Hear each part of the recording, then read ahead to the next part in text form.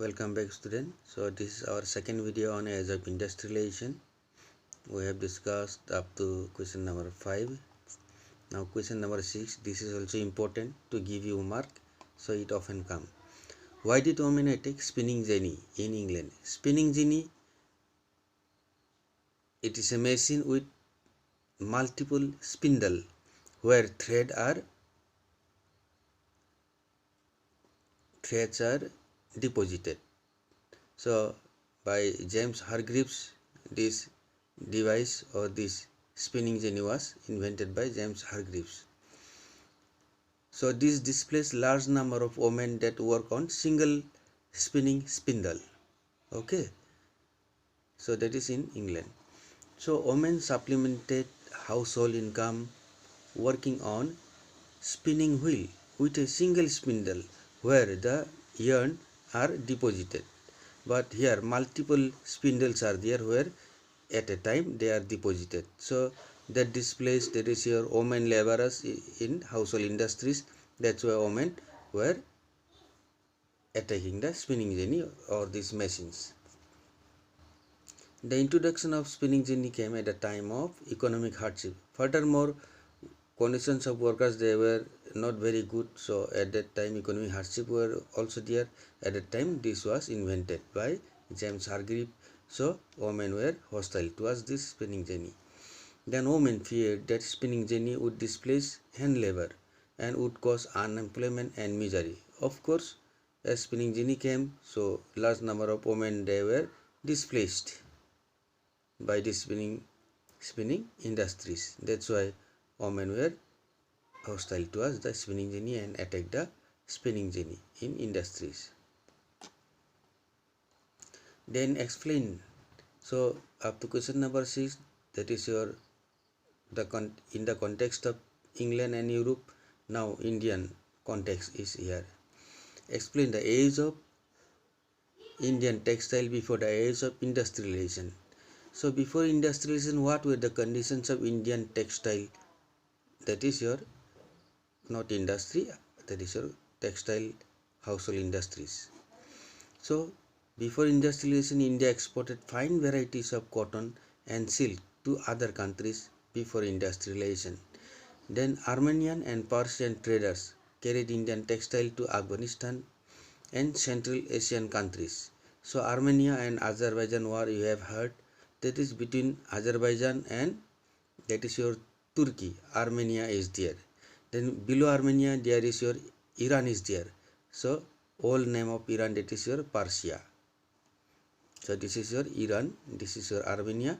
So this place is Armenia is above the Iran. Then cotton products were exported to Arabian countries from Surat seaport. In the west, in Gujarat, Surat seaport was there. From there, cotton products were exported to the Arabian countries. Then in the east, that is your Musulipatnam. This seaport is in between Krishna Godavari river delta at a coastline. So Musulipatnam is there, and Hooghly is there. That is your Calcutta Hooghly port and connected to the Southeast Asian countries. So Southeast Asian countries, there is a Philippines, Indonesia, Java, Sumatra, etc. From Hooghly and Musulipatnam seaport. So cotton products were exported. India, as like Europe or England, in India also Indian supply merchants gave advances to the weavers in the villages and collected finished products that were sold to export merchants at the seaport. So this point is similar with England as well as Europe. Under the British rule, so when India was colonized by the British, under the British rule, Indian textile production and export were declined. Why? Because British imposed monopoly on Indian textile production. So British industrial products were flooded Indian market and India became a raw material producer. So colonial government did not want India to become industrialized. That's why India was made forcefully as a raw material producer. Then mill products from England, they were flooded Indian market, and that is your this place, that is Indian cotton textile production. So how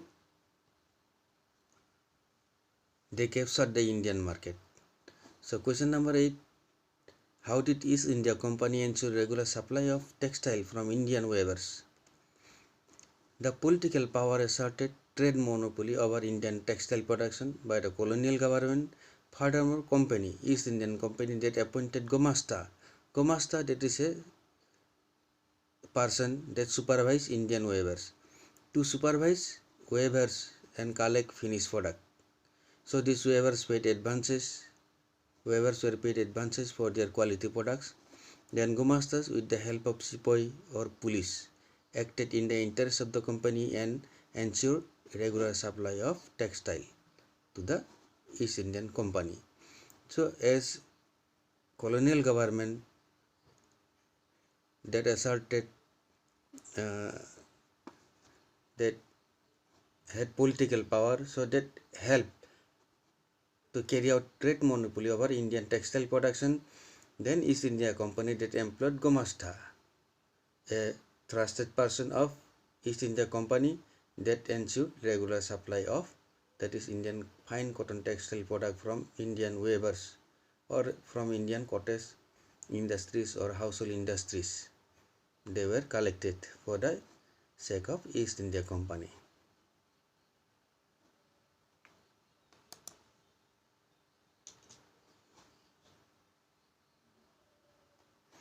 Next, why were the clashes between Company Gumasta and Indian weavers? So, company appointed person is there that ensured regular supply of cotton textile product from Indian weavers, that is called Gumastha. Then Indian weavers are there, so there were clashes or fight between them. Why? Company Gumasta had no relationship, first of all, no relationship with Indian weavers as well as Indian village economy also. They acted in the interest of the company. In case of India, it is a agriculturist country. Agriculture is carried out throughout the country. So whatever Indian weavers are there during the agricultural time, they do cultivation. Then when there are spare times, there were spare time, they work on household industries. So all about this Gumastas were unaware. That's why there were clashes. Then Indian weavers had to lease out their cropland to fill company demand. So these Gumastas acted in the interest of the company. They give advances as well as force Indian weavers to produce more and more cloth. So for that reason, whatever Indian weavers are there, they were forced to lease out their cropland. They could not do the cultivation of their own, so they had to lease out their cropland. Then company always cheated Indian weavers buying products at cheap price. Then weavers had no right to sell the products to other at high rates. So whatever Indian weavers were there, they were already paid advances by the Gumastas, so they could not sell their product at high rate to others.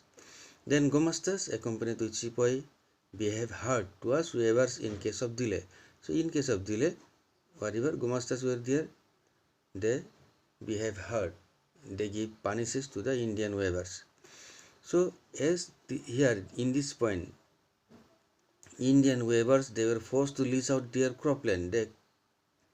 So what happened? There were a price rise of food crops also, because these Indian weavers, they were not allowed to do cultivation as they took advances already. So they were forced to weave cloth for the company.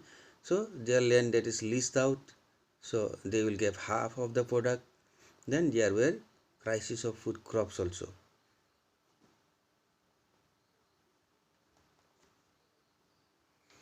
Now come here, state the causes of decline of Indian textile production in 19th century. After coming of the colonial government, there were decline of Indian textile production. This is not industrial production, this is your household production or cottage industrial production in India. So British government imposed a high custom duties over Indian textile export. So in India also textile merchants were there, so over them, so high custom duty that is was imposed over them to stop them selling Indian product to the international market. East Indian Company brought mill products and flooded Indian market. high price rise of raw cotton in India, as they were mostly exported to the Britain. So after coming of the colonial government, they preferred India as a raw material producer. So India became raw material producer, but these products they were mostly exported to England. So there were, that is a lack of raw cotton in Indian market. Then cotton mill products were cheaper than homemade cloth. Of course, British had monopoly over Indian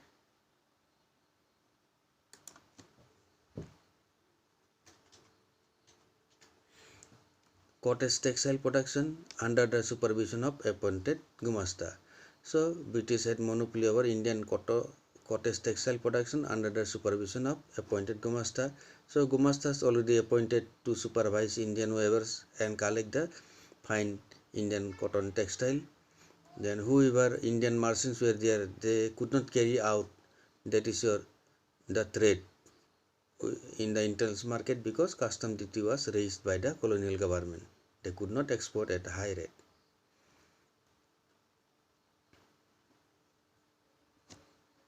So this much.